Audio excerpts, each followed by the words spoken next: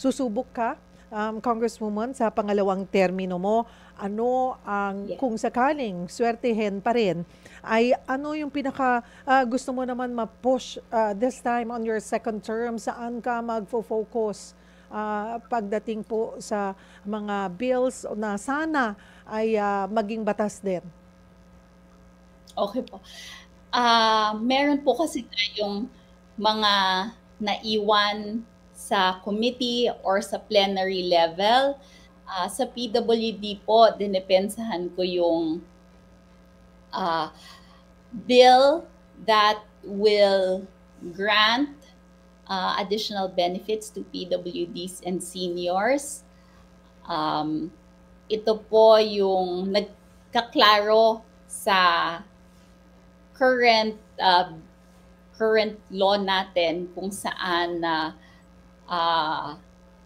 yung paminsan po 'di ba may issue kung ano yung ipapataw, yung discount ba o yung discount o yung paminsan may mga free ang establishment o may promo.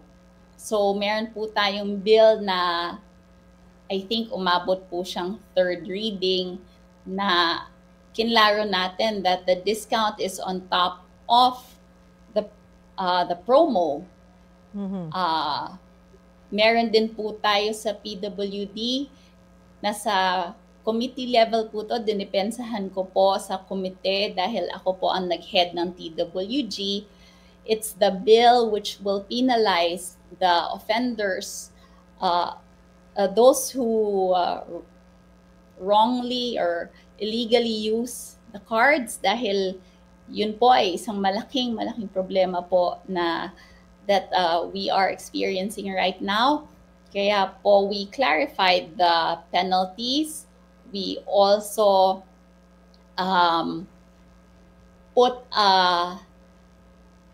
made the time, the period for the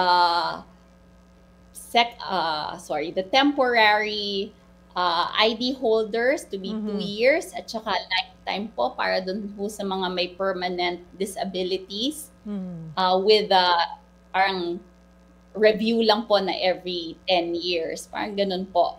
Sa justice naman po, this is also in relation to my being a lawyer and my being a member of the Revision of Laws and the Justice Committee. Ipinasa po sa atin ng UP Law ang kanilang tinatawag na Code of Crimes. Yung ating revised penal code po, napakatagal na po nito, no?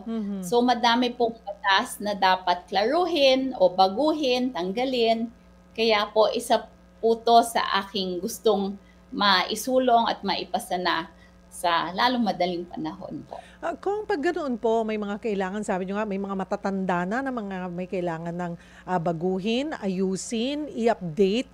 Gaano katagal ang pinagdadaanan nun kumpara sa bagong bill na pasa?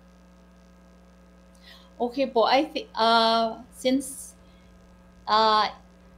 binigay po sa amin yung Code of Crimes as a big book po. So actually kailangan din po to dumaan sa normal na proseso, maski na po isa siyang libro na, may kailangan pa rin pong mag-file ng bill na kung saan nakasaad lahat ng provisions ng revised penal code o ng Code of Crimes nga po na dapat baguhin.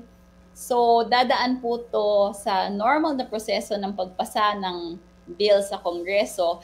Kaya po matagal-tagal po to kasi napakahaba at napakadaming dapat baguhin based on the consultations with the UP Law. So matagal-tagal pa po to. Sana po matapos namin in the next term.